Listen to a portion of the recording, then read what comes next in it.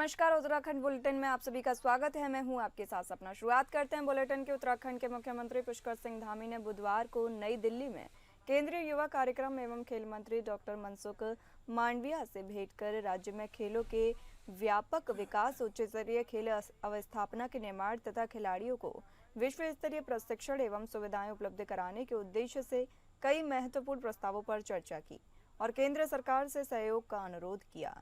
मुख्यमंत्री ने 38वें राष्ट्रीय खेलों के सफल आयोजन में केंद्र सरकार से प्राप्त सहयोग के लिए प्रदेशवासियों की ओर से हार्दिक आभार जताया। उन्होंने कहा कि इस खेल महाकुंभ ने उत्तराखंड को एक नई पहचान दिलाई है। इस आयोजन के माध्यम से उत्तराखंड ने स्वयं को एक खेल भूमि के रूप में प्रस्तुत करने की दिशा में महत्वपूर्ण कदम उठाया है।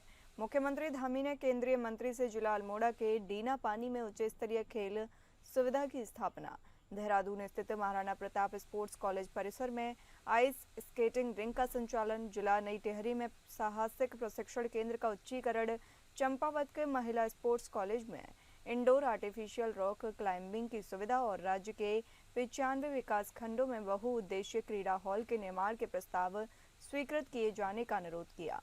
मुख्यमंत्री ने यह भी जानकारी दी कि उत्तराखंड में राज्य का प्रथम खेल विश्वविद्यालय स्थापित किया गया है, जो राज्य एवं देश के खिलाड़ियों को प्रशिक्षण के साथ साथ खेल से संबंधित शैक्षणिक कोर्सेज की सुविधा भी प्रदान करेगा। उन्होंने इस विश्वविद्यालय को एक अग्रणी खेल संस्थान के रूप में विकसित करने हेतु केंद्र सरकार से आवश्यक सहयोग और यथासंभव आर्थिक सहायता अनुदान प्रदान करने का आग्रह किया। केंद्रीय मंत्री डॉक्टर मनसुख मांडविया ने हर संभव सहयोग के प्रति मुख्यमंत्री पुष्कर सिंह धामी को आश्वस्त किया।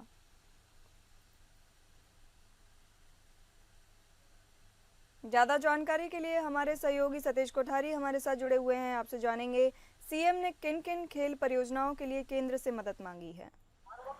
देखिए, मैं बात करूं उत्तराखंड खेल विभाग तो खेल को लेकर बहुत ज्यादा सजग है। मुख्यमंत्री धामी भी ये चाहते हैं कि उत्तराखंड में जिस तरीके से शिक्षा का हब है, वैसे उसी तरीके से खेल का हब हो और उत्तराखंड में खेल में जो बच्चे खेल में रुचि रखते हैं उनको हर संभव हर सुविधा मिले।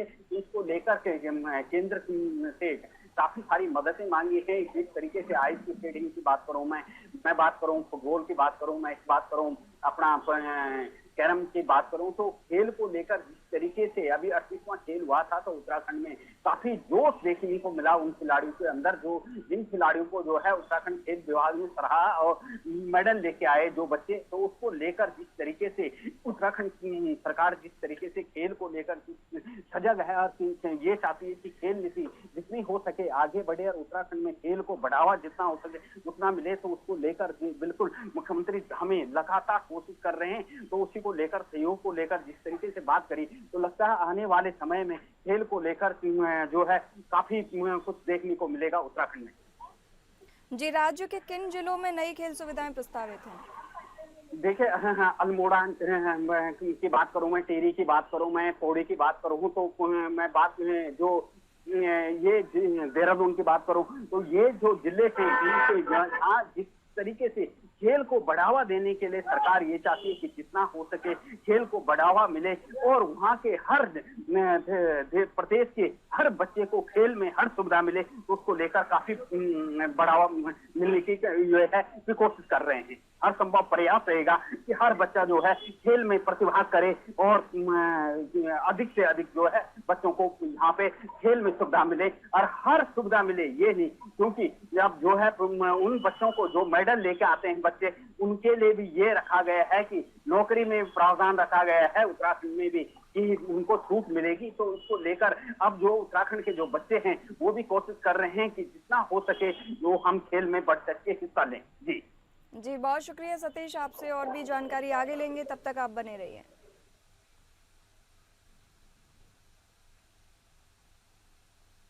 महामहिम राज्यपाल गुरमीत सिंह ने अपने 1 दिवसीय जनपद भ्रमण के दौरान पंडित गोविंद बल्लभ पंत कृषि एवं प्रौद्योगिकी विश्वविद्यालय पंतनगर में आयोजित श्री अन्न महोत्सव का शुभारंभ किया। दीप प्रज्वलन के साथ शुरू हुए इस कार्यक्रम में महामहिम ने प्रगतिशील किसानों को प्रशस्ति पत्र प्रदान कर सम्मानित किया तथा पशु चिकित्सा प्राथमिक उपचार किट वितरित की। उन्होंने मिलेट्स का लोगो और पुस्तिकाओं का विमोचन भी किया। राज्यपाल ने कहा कि श्री अन्न केवल कृषि का उत्सव नहीं बल्कि स्वास्थ्य, संस्कृति और जीवन दर्शन का प्रतीक है।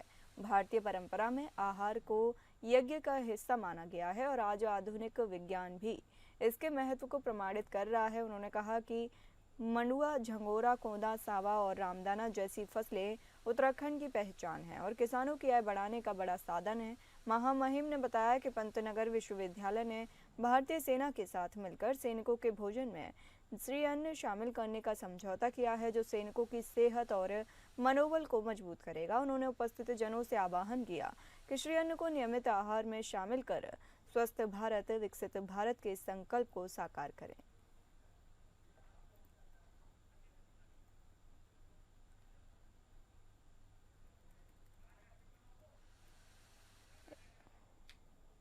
इसी के साथ ही ज़्यादा जानकारी के लिए लगातार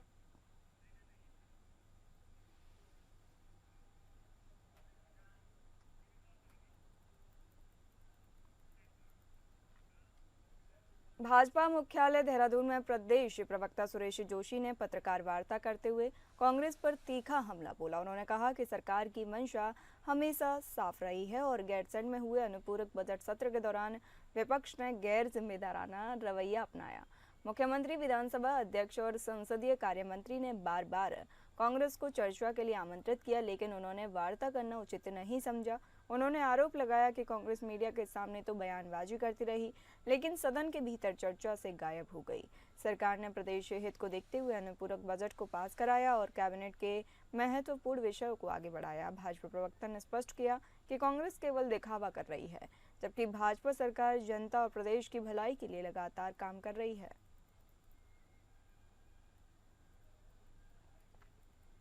कांग्रेस पार्टी को आमंत्रित किया, बार बार उनसे हमने आग्रह किया, स्वयं मुख्यमंत्री जी ने वार्ता की, विधानसभा अध्यक्ष जी ने उनको बुलाया, संसदीय कार्य मंत्री जी ने उनको बुलाया, लेकिन वो टस से मस नहीं हुए। उन्होंने वार्ता करना उचित नहीं समझा, तो सरकार के द्वारा प्रदेश के रक्षा और प्रदेश के हितों को मद्देनजर रखते हुए हम लोगों ने अनुपूरक बजट को पास किया। विधानसभा के अंदर अनुपूरक बजट आया, पास किया। उससे पहले कुछ विषय ऐसे थे कि जो हमारी कैबिनेट में आए थे, उन कैबिनेट के विषयों को भी, जिसका कांग्रेस मीडिया के उस पर जवाब दे रही थी, मीडिया पे वो बहिष्कार कर रही थी, मीडिया में बोल रही थी, लेकिन जब सदन के अंदर चर्चा करनी थी तो वहां भी वो गायब हो गए। कांग्रेस नेता हरक सिंह रावत के खनन को लेकर लगाए गए आरोपों पर भाजपा ने कड़ा पलटवार किया है। भाजपा प्रदेश प्रवक्ता हनी पाठक ने कहा कि हरक सिंह रावत बेबुनियाद आरोप लगाकर केवल भ्रम फैलाने का काम कर रहे हैं। उन्होंने कहा कि प्रदेश सरकार खनन पर पूरी तरह पारदर्शी नीति के तहत काम कर रही है और अवैध गतिविधियों पर सख्त कार्रवाई की जा रही है। हनी पाठक ने पलटवार करते हुए कहा कि कांग्रेस के शासनकाल में ही खनन माफिया सबसे अधिक सक्रिय थे और अब जब पारदर्शिता लाई गई है तो विपक्ष बौखलाहट में आरोप प्रत्यारोप कर रहा है। उन्होंने हरक से सवाल पूछा है कि आखिर क्यों हरक सिंह रावत भ्रष्टाचार में लिप्त रहे।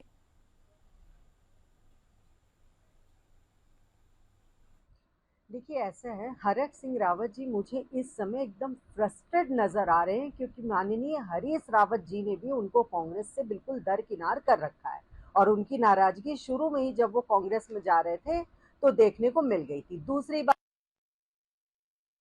अगर हरक सिंह रावत जी को इतना ही ज्यादा कॉन्फिडेंस है तो वो उस समय भ्रष्टाचार में लिप्त क्यों पाए गए, उसका जवाब दें हरक सिंह रावत। मैं खुला चैलेंज आपके चैनल के माध्यम से हरक सिंह रावत जी को देती हूँ कि जिस प्रकार हमारे प्रदेश अध्यक्ष महेंद्र भट्ट जी ने उनको कहा है कि कोर्ट जाके इस आरोप को सिद्ध करके दिखाए, तो निश्चित तौर पर मेरा भी यही मानना है कि कोर्ट जाए और उस आरोप को सिद्ध करके दिखाए। और वो अगर इतने दूध के दूल्हे थे तो उन्होंने खनन माफियाओं वालों से पैसे क्यों लिए। ज्यादा जानकारी के लिए हमारे साथ लगातार सतीश कोठारी जुड़े हुए हैं, आपसे जानेंगे ये खनन घोटाला क्या मामला है।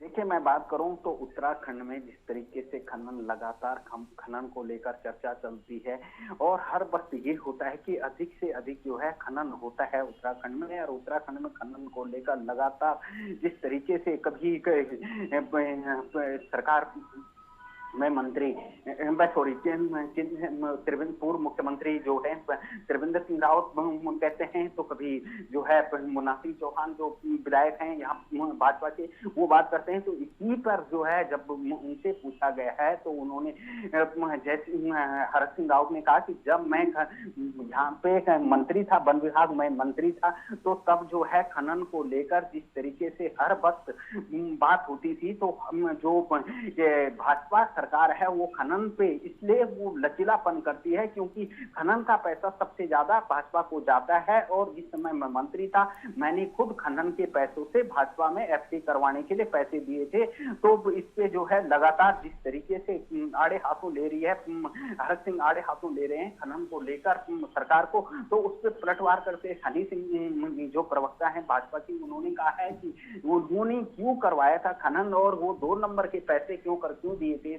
ये तो एक उन पे ही सवाल और निशान खड़े करे हैं कि खनन का पैसा आप क्यों लेते हैं और क्यों लिया था और क्यों सरकार को दिया था और उस समय क्यों नहीं कहा था जब वो भाजपा में थे।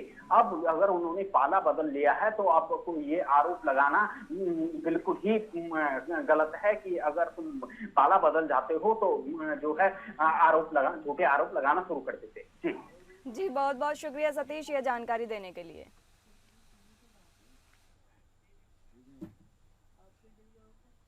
पौड़ी के तलसारी गांव में एक युवक ने वीडियो बनाकर आत्महत्या कर ली। वीडियो में युवक ने बीजेपी नेता पर 35 लाख रुपए हड़पने का आरोप लगाते हुए दिख रहा है। वीडियो वायरल होने पर सियासत भी गर्मा गई है, जिसको लेकर कांग्रेस प्रदेश अध्यक्ष करण महारा बीजेपी पर निशाना साधा है।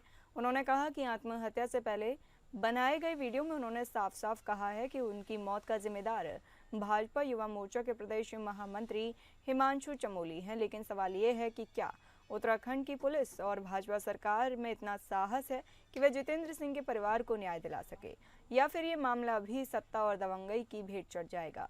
क्योंकि हिमांशु चमोली भाजपा के बड़े नेताओं राष्ट्रीय अध्यक्ष जेपी नड्डा, कैलाश विजयवर्गीय प्रदेश प्रभारी दुष्यंत गौतम और मुख्यमंत्री पुष्कर सिंह धामी का नजदीकी है। भाजपा ने उत्तराखंड में लोकतंत्र को खोखला करने का ठेका ले रखा है।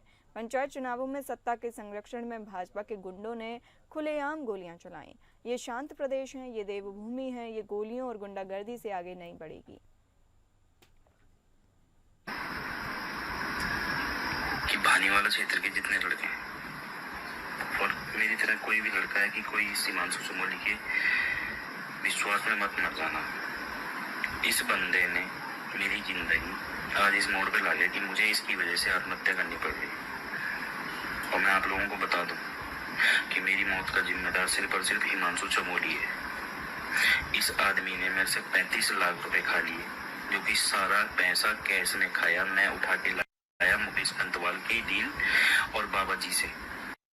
आज एक बहुत ही दुखद वीडियो देखने को मिला जिसमें पौड़ी जनपद के एक 32 वर्षीय युवा जितेंद्र सिंह बोलते हुए देखे गए। वो कह रहे हैं कि मेरी मृत्यु का जिम्मेदार बीजेपी के एबीपी का प्रदेश मंत्री हिमांशु चमोली होगा, और उन्होंने उसके बाद अपना सुसाइड कर लिया।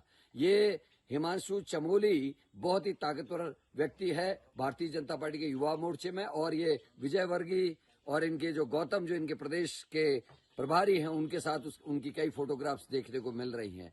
हमें जो घटनाक्रम इस त्रिस्तरीय पंचायती चुनाव में देखने को मिला, चाहे वो नैनीताल का मामला हो, चाहे बेतालघाट का मामला हो, चाहे दौराहाट का मामला हो, इन सारे से पुलिस से हमारा भरोसा टूट रहा है, प्रदेश के लोगों का भरोसा टूट रहा है।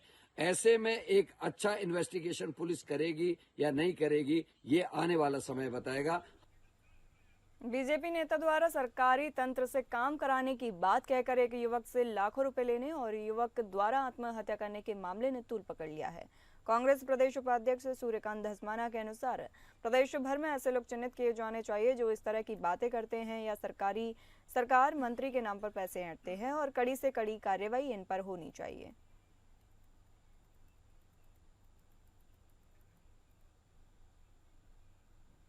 घनसाली विधायक शक्तिलाल शाह ने ग्राम पंचायत तिरियारा पहुंचकर साहिल बिष्ट के परिजनों से मुलाकात की। इस दौरान उन्होंने साहिल के पिता देवराज बिष्ट और परिवार को ढांढस बधाया। विधायक ने मौके पर ही मुख्यमंत्री पुष्कर सिंह धामी से फोन के माध्यम से परिवार की सीधी वार्ता भी करवाई। मुख्यमंत्री ने परिवार को आश्वस्त किया कि उत्तराखंड सरकार हर संभव सहायता प्रदान करेगी और साहिल बिष्ट को न्याय दिलाने में कोई कमी नहीं छोड़ी जाएगी। मुख्यमंत्री ने निष्पक्ष न्यायिक जांच कराने का भी भरोसा दिया। विधायक शक्तिलाल शाह ने कहा कि सरकार की ओर से हर संभव मदद की जाएगी, साथ ही वे व्यक्तिगत स्तर पर भी पीड़ित परिवार की मदद के लिए सदैव तैयार रहेंगे। उन्होंने आश्वासन दिया कि न्याय दिलाने की दिशा में ठोस कदम उठाए जाएंगे और दोषियों को किसी भी हाल में बख्शा नहीं जाएगा।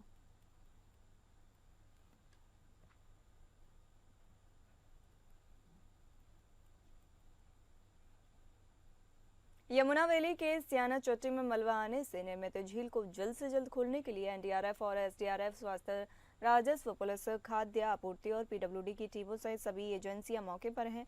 जिलाधिकारी प्रशांत आर्य मौके पर हैं, साथ ही यमुनोत्री विधायक संजय डोभाल भी स्थलीय निरीक्षण पर हैं। जिलाधिकारी प्रशांत आर्य ने कहा कि स्थानीय लोगों को घबराने की आवश्यकता नहीं है। प्रशासन द्वारा लोगों के लिए सभी सुरक्षात्मक उपाय किए जा रहे हैं। साथ ही मलबे से बनी कृत्रिम झील को खोलने के लिए सभी संबंधित एजेंसियां भी मौके पर हैं। स्थिति अनुकूल होते ही झील को खोलने के लिए सभी जरूरी कदम उठाए जाने के निर्देश दिए हैं।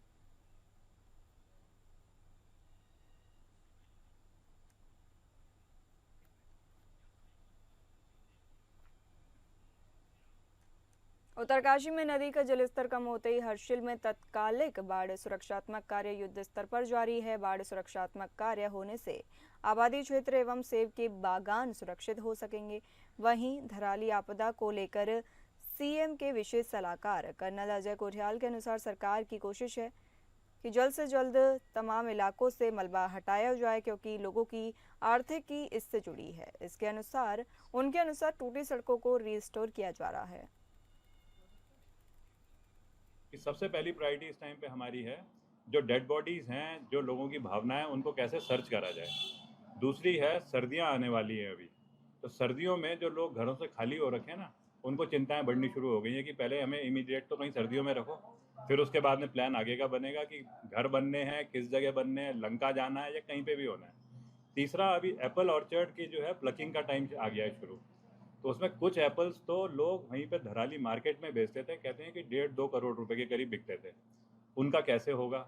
बड़ी जो खेती होगी वो बर्बाद ना हो, क्योंकि रोड कटी हुई हैं, तो कोई टेम्परेरी उनके लिए कैसे हम वहाँ पे शेल्टर बना सकें, कोल्ड स्टोरेज बना सकें, जो बाद में शादीगर हो सकता है या कुछ हो सकता है, ये प्लान में होने की ज़रूरत है। उत्तराखंड में निरंतर बरसात हो रही है, तो वहीं देहरादून में भी जगह जगह जल भराव, सड़कें टूटना, इसके साथ ही कई मकान की दीवारें टूटी, कई जर्जर मकान भी गिरे हैं, जिसको लेकर नगर निगम निरंतर कार्य कर रहा है। वहीं सभी जगह जरूरत के अनुसार सहायता भी की जा रही है। वहीं इस पर देहरादून के मेयर सौरभ थपलियाल ने कहा कि निरंतर बरसात के कारण इस बार बहुत ज्यादा नुकसान हुआ है। बरसात में पिछले 74 वर्षों का रिकॉर्ड तोड़ा है। नगर निगम अपना कार्य पूरा मुस्तैदी से कर रहा है। वहीं नुकसान का आकलन भी किया जा रहा है और सही आकलन सामने आने पर शासन से इस विषय पर वार्ता की जाएगी। सालों का रिकॉर्ड टूटा है बरसात का, और लगातार कई जगह पुश्ते गिरे हैं, कई मकान गिरे हैं, कई जो है मकान जो है वो पानी से भर गए, कई मकानों में पानी भर चुका है। निश्चित तौर पे हम उसका सब जगह हमारी टीमें जा रही हैं, निरंतर नागरिकों के साथ हम लोग बने हुए हैं। हमारी जेसीबी मशीनें लगातार उनके जो है जहाँ पे भी इस प्रकार के क्षेत्र हैं वहाँ पे जा रही हैं, वहाँ पे जिस भी प्रकार की सहायता हो सकती है वो कर रहे हैं। और अभी देखते हैं कितना इसका वो रहेगा, एक साथ जो हमारी जो टीमें आके बताएंगी कितना इसमें हमारा जो है हमको कितना इसमें कार्य करने की आवश्यकता है, कितने धन की हमें आवश्यकता है, उस हिसाब से शासन से बात करेंगे। मेरे सब निगम के सचिव आपदा प्रबंधन उत्तराखंड सरकार विनोद कुमार सुमन ने अपने अल्मोड़ा जनपद भ्रमण के दौरान विकासखंड सभागार ताड़ीखेत में केंद्र सरकार और राज्य सरकार द्वारा संचालित जन कल्याणकारी योजनाओं की समीक्षा कर सभी जनपद स्तरीय अधिकारियों के साथ बैठक की। सचिव ने विभागवार योजनाओं की समीक्षा करते हुए सभी अधिकारियों को निर्देश दिए कि संचालित योजनाओं का कार्य समयबद्धता के साथ करना सुनिश्चित करें। उन्होंने लघु सिंचाई, कृषि उद्यान, जल निगम, PMGSY, लोनिबी सहित अन्य विभागों के अधिकारियों को निर्देश दिए कि विभाग में संचालित योजनाओं का लाभ जनता को मिले, इसके लिए सभी अधिकारी व्यक्तिगत रुचि लेकर कार्य करें। इस दौरान सचिव ने जनपद में संचालित विभिन्न नवाचारी कार्यों एवं योजनाओं की भी समीक्षा की। वहीं कार्यों का प्रस्तुतिकरण देखकर सचिव ने जिला प्रशासन के कार्यों की सराहना की। उन्होंने कहा कि लगातार ऐसे ही कार्यों को धरातल पर उतारा जाए तथा लोगों को योजनाओं का लाभ दिया जाए, और कहा कि योजनाओं का बेहतर ढंग से प्रचार प्रसार किया जाए, जिससे कि प्रत्येक व्यक्ति को सरकारी योजनाओं का पता चल सके। उन्होंने अधिकारियों को कहा कि वे लोगों के प्रति संवेदनशील होकर व्यवहार करें, लोगों के कार्यों में कोताही न बरतें, बल्कि उनके साथ आत्मीयता के साथ पेश आएं तथा उनके कार्यों को करें। वहीं बैठक में मुख्य विकास अधिकारी रामजी शरण शर्मा ने जनपद में संचालित विभिन्न योजनाओं एवं कार्यों का प्रस्तुतिकरण दिया। गवर्नमेंट की योजनाएं जो हैं कहाँ पे इम्प्लीमेंट होने में कमी रह गई है उसको देखें, और उसको देखने के बाद फिर कैसे योजनाओं का लाभ लोगों को मिल सकता है उसके बारे में एक अपना आख्या प्रस्तुत करें, उसके लिए रणनीति बनावें। इसके साथ साथ CSR मद में किस प्रकार से हम लाभ प्राप्त कर सकते हैं, जनपद को किस प्रकार से लाभ दे सकते हैं, उसके बारे में रणनीति बनावें, उपाय करें और उस क्षेत्र को गोद लें। उस क्रम में हमारा विजिट है। आज हमने यहाँ बैठक लिया है ताड़ीखेत विकास खंड में। बहुत सारे जनप्रतिनिधिगण, माननीय प्रमुख जी, हमारे ज्वाइंट मजिस्ट्रेट, CDO साहब और बहुत सारे अधिकारीगण यहाँ सब लोग आए हैं। और बहुत सारे SSP मणिकांत मिश्रा के निर्देशन में काशीपुर पुलिस ने गुरु नानक स्कूल फायरिंग मामले में बड़ी कार्रवाई की है। पुलिस ने आरोपी किशोर के पिता जगदीश सिंह पुत्र कश्मीर सिंह निवासी गुलजारपुर को गिरफ्तार कर लिया। पुलिस पूछताछ में जगदीश सिंह ने स्वीकार किया कि उसका पुत्र घर से तमंचा और कारतूस लेकर गया था। उसने यह भी बताया कि 3 जिंदा कारतूस घर के पास छुपाकर रखे हुए हैं। पुलिस ने उनकी निशानदेही पर तलाशी अभियान चलाकर 315 बोर के 3 अवैध कारतूस बरामद कर लिए। पुलिस ने जगजीत सिंह के विरुद्ध सुसंगत धाराओं में मुकदमा दर्ज कर विधिक कार्रवाई शुरू कर दी है। Nanak senior secondary school Kundeshwari में एक अध्यापक पर कक्षा 9 की एक छात्र द्वारा गोली चलाकर घायल कर दिया गया, जिस पर पुलिस द्वारा उक्त प्रकरण में हत्या के प्रयास का अभियोग पंजीकृत किया गया और विवेचना के क्रम में बाल अपचारी को विधि अनुसार पुलिस संरक्षण में लिया गया, जिसे जुवेनाइल एक्ट के प्रावधानों के अनुसार संबंधित न्यायालय में पेश किया जाएगा।